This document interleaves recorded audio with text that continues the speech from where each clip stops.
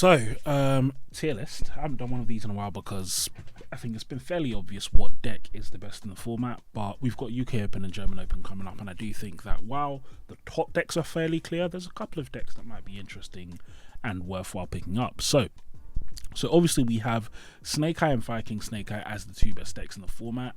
I would say it's not really close, and in terms of these two decks themselves, I would say that in the mirror, Viking Snake Eye is a little bit better than Pure, I think, because Pure has to rely on seeing hand traps, whereas Viking Snake Eye does have a stronger range and more pushes.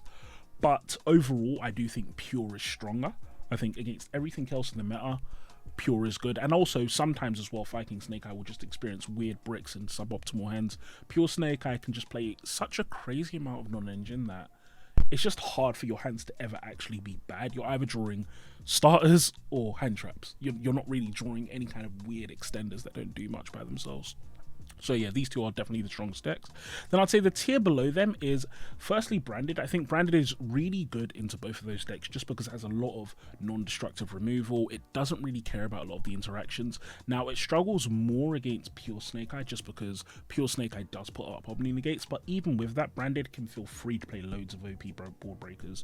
And in the grind, I'd say as well, Branded is one of the few decks that does have an engine that is comparable. Like they can really just do a lot turn after turn after turn. I still think Snake Eye is stronger, but Branded is a good choice. I also think it's easier to play in my opinion. I think Branded is a hard deck. They're both hard decks, but I think Branded, the lines are effectively solved. Like we've been playing Branded for years and years and years now, and Snake Eye still kind of, the builds aren't progressing too much, but we're still seeing people experiment a bit and things like that. So I do think Branded is going to be a little bit easier to pilot as well.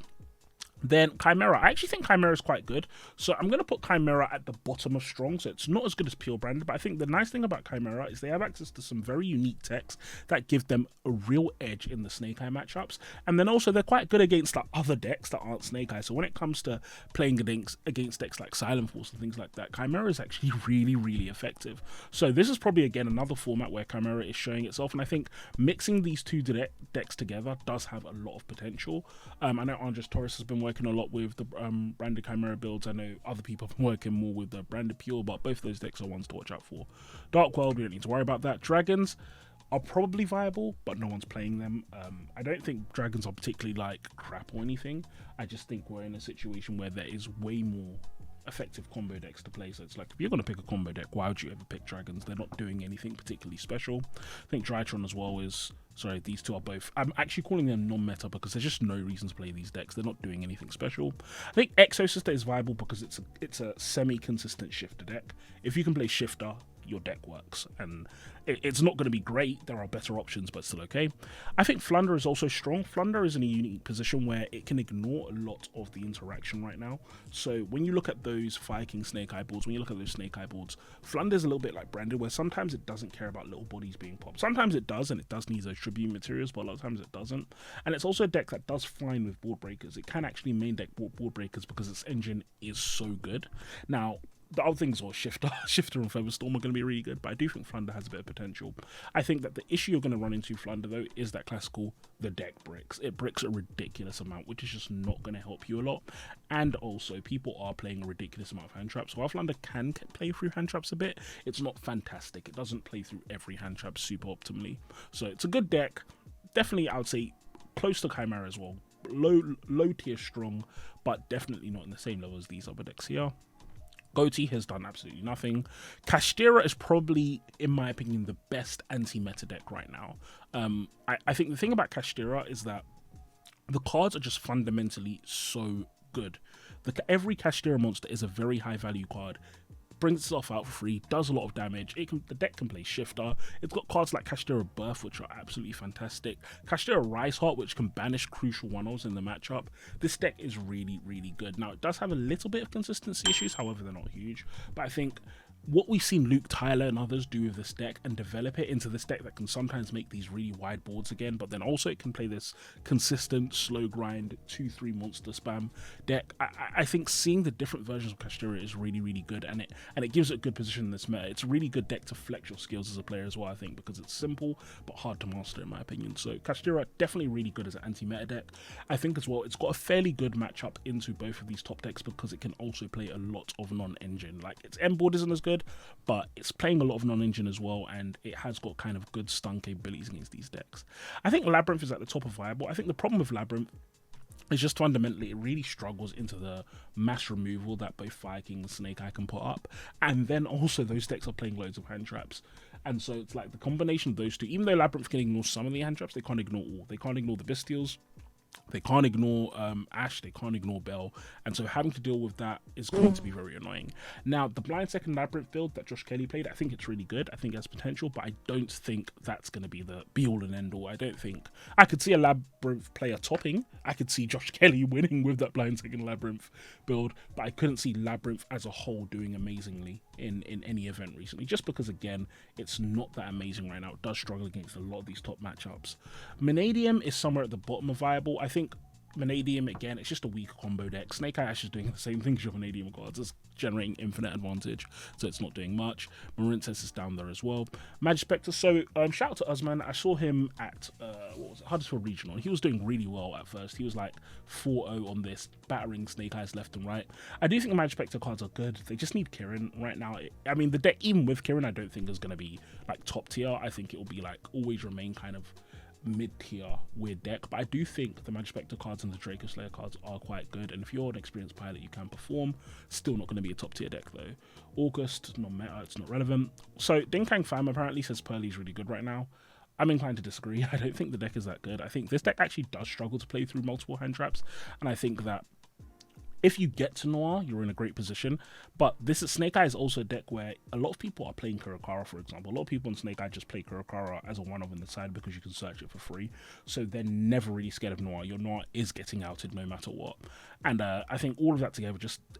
I don't see this format being the one for Pearly. I really feel like it's held back. I think, unfortunately, Rescue as well, I wouldn't even put it in strong. I'd put it somewhere in viable, like mid. It's just not as good as the top fire decks. I think Rescue Ace, again, and I think what we're going to see with a lot of the decks from last format is that if you're a strong pilot, you will perform with any of these decks. Like the power level differential between these decks, between strong and viable, is not that big. I would even say between some of the non-meta decks as well, it's not huge. This is where the power differential is. Really, when it comes to Snake Eye is the deciding factor. And because so many people are playing Snake Eye, that's why a lot of these decks won't do good. The main difference between, I would say, most of the decks that are going to end up here, most of the decks that end up here, is that these decks sometimes have good matchups against Snake Eye, whereas these decks pretty much never do. And I think Rescue Ace is also in that category. I think the deck is still strong, but Snake Eye does everything it does better. You're putting loads of fires in your grave. They're going to play hand traps more than you. Like, you're just going to struggle as a Rescue Ace player if you're playing into pure Snake Eye. Centurion, I think it's irrelevant. I think this deck is crap, to be honest. I think it's Calamity Turbo, and that's all it can do. And Calamity Turbo is unfortunately not enough to consistently win a long tournament, in my opinion. Rika, I think, I haven't seen it do anything since the new support, so Rika might be good now. I don't know. But based on results, I'm leaving it non-meta because I've seen literally nothing happen with Rika. Runic. So we're going to talk about Runic variants first. So these are the normal Runic variants, which is like monster variants, such as Live Twin, Runic, Sprite Runic. And I think these decks are okay. I think the biggest issue with a lot of these decks is they can't play a lot of hand traps in a hand trap format. And so while going first, these decks are great because they play very well into hand traps. Going second, they will struggle to crack a Snake Eye board plus hand traps. That's where they really will struggle. I think another kind of crappy thing about the Runic decks right now is that the field is, while it is mainly Fire King and Snake Eye, it's just about wide enough that having a kind of semi-okay matchup against Snake Eye isn't enough. You also need to be kind of a deck that consistently beats everything, and Runic doesn't consistently beat everything, I think. I think there are some decks here that Runic will just fold to for free. So yeah, I don't think Runic is amazing right now. Then I've got this, and this is representing stun. So I've got Runic here, but this is Runic stun, this is Fossil Diner stun, this is all stun decks. And I actually think the stun decks are very well positioned. And I would say, if you're a player who does not think they are amazing at Snake Eye and you're not going to win the mirrors, I would highly actually recommend, this is one of the first times I'll ever recommend taking a stun deck. And I think the thing is, there are some really interesting stun cards right now that just really hard answer Snake Eye, and every Snake Eye player is playing a very focused list on the mirror for the most part, because that's the only matchup you usually have to care about. But you can be very ignorant and just do things like put 3 or 4 floodgates down. The Snake Eye player will just lose. It's going to be a lot harder to beat, to win at the top tables with this, but if your goal is just to get a top, if your goal is just to do fairly well at an event, I would say stun does really well. Another thing as well is none of the top decks are good into stun. None of them. I'd say probably the best is Kashtira. Like, Kashtira can usually manage it because they've got a lot of excess utility, and basically because of Fenrir. But outside of that, most of the top decks, even Flunder, fold to the stun cards that can be played right now. So I do think if you're playing a pure stun deck, Runic stun, Fossil Diner stun, whatever, I think you're in a good position. I don't think it's necessarily top of strong, but again, somewhere at the bottom of strong and it's going to do well. Sprite, I think, is at the top of viable. I think Sprite is actually really good.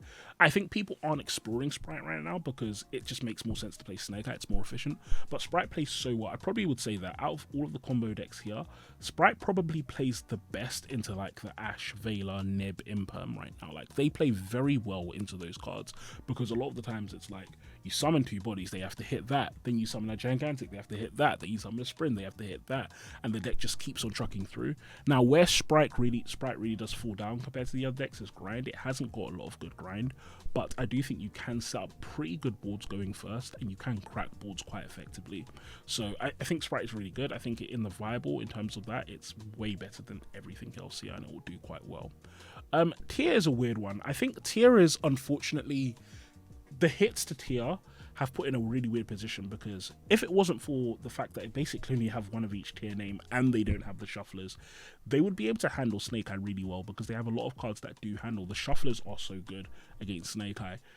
Being able to recycle your tier names gives you a nice consistent grind. They don't care about a lot of hand traps. The problem with tier is just it's not consistent enough anymore. It's not going to make full board every time it goes first, and sometimes the board it makes is going to be so easy to crack for a Snake Eye engine, and then tier also can't really fit in a lot of hand traps as well. So I think tier has potential, but right now it's just not consistent enough to be really considered. Unchained as well, yeah, nothing much has changed since the last format. Now, Vanquish Soul, I think Vanquish Soul is similar to Centurion, where essentially these decks, their engines are just kind of weak. They don't do a lot. These are more disruptive engines that are focused on one kind of consistent one card combo and then loads of hand traps. It's not enough when you have high ceiling decks. I mean, look at the decks on the top here. Apart from Branded Chimera, every deck here has an absolutely insane engine where it just does a lot if it's allowed to go off. Vanquish Soul, it's never doing a huge amount. Like, you're never getting completely locked out of the game. Usually they're just relying on drawing Shifter or Floodgate. So while I do think the deck is good, I do think Strong Pilot will do well with it. I don't think Vanquish Soul is amazing right now. Then we have Virtual World. I think Virtual World is non-meta. It can do transaction rollback shenanigans, but I don't think that's relevant. I think Silent Force and Branded, I almost identical, I'd say, in terms of where they are. So I'd say Branded has the better matchup into Snake Eye specifically, I think. I think Silent Force wraps everything else in the meta very, very effectively, though. It's such an efficient deck. And it also doesn't have a bad Snake Eye matchup. Like, it's Snake Eye favored, but it's not as heavily as the other matchups. I think Silent Force can do so many cool things. I think the fact that it can play Branded Fusion is kind of like a tech to give it more consistency and more pushing power. It can play locks. It plays into floodgates really well. It has room for lots of hand traps and lots of non-engine. I think the deck is really, really good. And then even better than that, decks like this are always really nicely positioned in the format, because I would be so shocked if Konami does anything to hit Silent Force. If they do, it's really unfair, because the deck just came out and it's not the best in the deck. It's not the best deck in the format. But I think Silent Force is so prime. Like, I would, if I was to recommend anyone like what meta deck to get, I would definitely say get Silent Force, don't get Snake Eye, because Snake Eye might get hit. Silent Force is not going to get hit. It gets better next set, and it's really, really good right now. I do think it performs so well. Yeah, definitely a deck to watch out for. And then lastly, Yugioh. Yugioh's good. It's not bad, but I don't think it's relevant. Like, I don't think you need to plan against Yugioh or anything. And actually, funnily enough, there's a deck that I've forgotten here as well that I do think is relevant, maybe a bit better than Yugioh, which is Raid Raptor. It'll be somewhere in viable as well. Both of these decks are quite good. They are going to take games off people, but you're going to run into the fundamental issues of consistency with both of these decks. They just don't do the hand trap spam wars as good as Snake Eye. But guys, that is my tier list. I'm also going to have a bit of a hand trap and board breaker list coming out in a bit, so stay tuned for that, and I'll talk to you soon. Peace.